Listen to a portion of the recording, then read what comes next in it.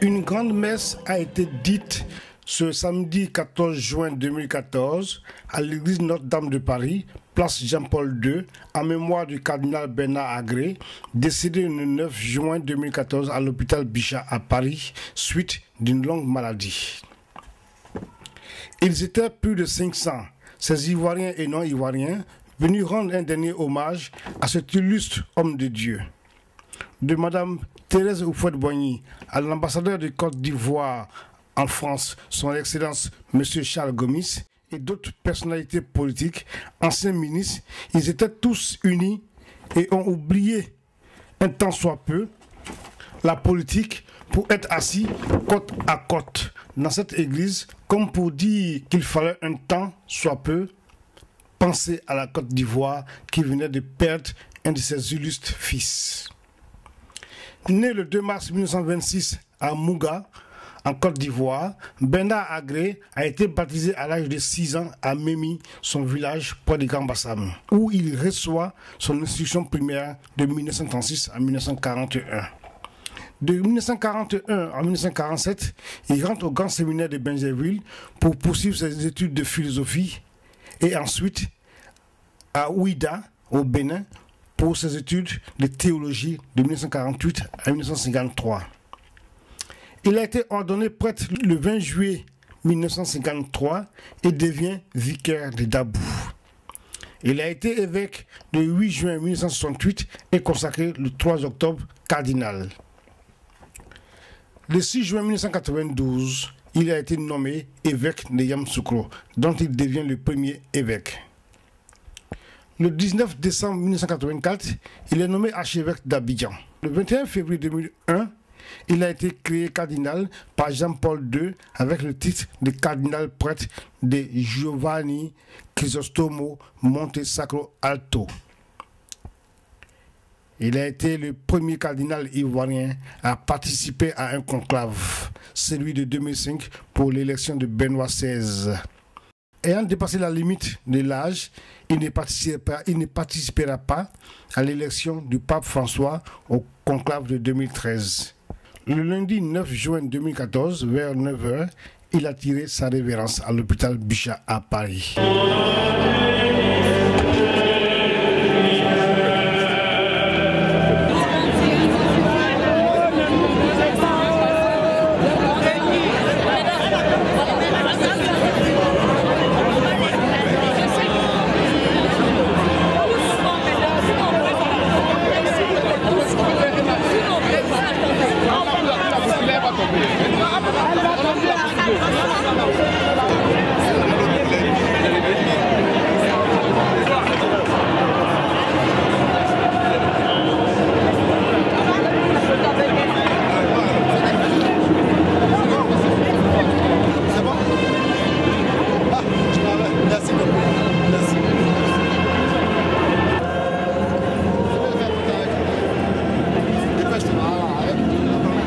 Un moment difficile, mais un moment qui va réunir notre pays. Parce que des paroles ont été dites, nous devons tous méditer sur ces paroles-là et aller vraiment à l'essentiel, ce qui est la réconciliation. Je pense que la mort du cardinal Agré nous a tous réunis. C'est une bonne leçon, une belle leçon de réconciliation. Comme il a toujours prôné la vérité, la foi, c'est quelqu'un qui est très sage. Quand il vous parle, vous sentez la piété. Et aujourd'hui, il a démontré même dans sa mort. Alors, je demande aux Ivoiriens de regarder tout droit devant eux et d'amorcer la réconciliation, de rentrer dans la réconciliation. C'est le seul moyen qui peut nous faire avancer. Et faire avancer notre chère patrie. Il n'y a plus de situation conflictuelle. Tout simplement, c'est le hasard des choses qui ont fait que nous étions assis côte à côte. Mais Oui, non mais je sais, mais il n'y a pas d'animosité particulière. Ben, Dieu est le Père suprême, il ne fait que réunir. C'est lui seul qui peut nous réunir. Et je crois que grâce à lui, la Côte d'Ivoire ira de l'avant. Sentiment de tristesse pour le départ du cardinal, sentiment de joie parce qu'en tant que chrétien, je pense que le cardinal nous attend un jour. Vous savez, j'ai été élevé en Côte d'Ivoire, dans l'église ivoirienne. J'ai fait ma communion à Abidjan en 1960 avec le devancier Monseigneur Agré, qui était le cardinal Boivin. Ma mère était amie du cardinal Yago et aujourd'hui je suis un ami du cardinal Côtois.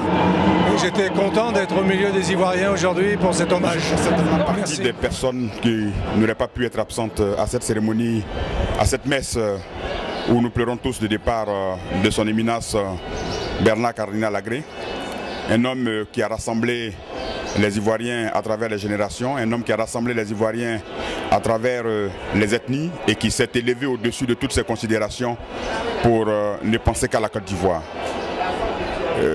Le cardinal Bernard Agré m'a honoré de son amitié paternelle, m'a honoré aussi de son amitié, de son estime paternelle, et c'est pour moi un devoir d'être présent ici aujourd'hui. Bernard Agré a aussi souffert des turpitudes des hommes, de nos injures, comme Christ en a souffert. Que son départ soit pour nous aujourd'hui une occasion de réconciliation, comme Christ aussi a réconcilié le monde avec Dieu. C'est donc avec beaucoup de tristesse que, à 88 ans, nous devons le laisser partir, mais en même temps, nous espérons que de là-bas où il sera, il va nous apporter à la Côte d'Ivoire la paix nécessaire.